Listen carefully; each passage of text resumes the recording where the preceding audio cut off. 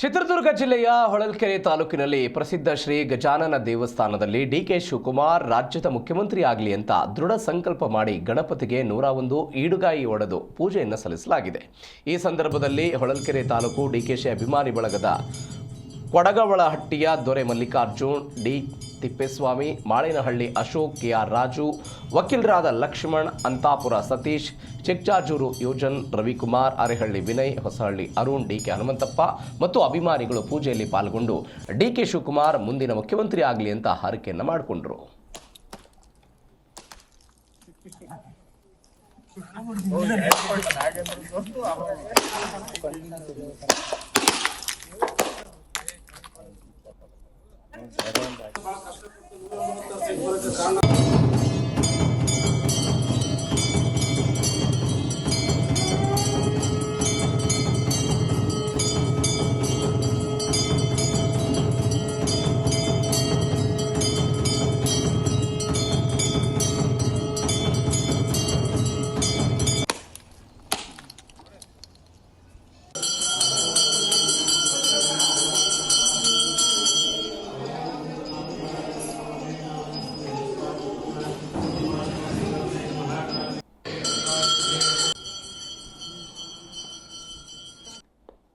ಹೋರಾಟ ಮಾಡಿ ಯುಕ್ತ ಮಿಷನ್ ಎಲ್ಲ ಸದಸ್ಯರು ಒಳ್ಳೆಯರಿಗೂ ಸಂಘಟನೆ ಮಾಡಿ ರಾಜ್ಯಾದ್ಯಂತ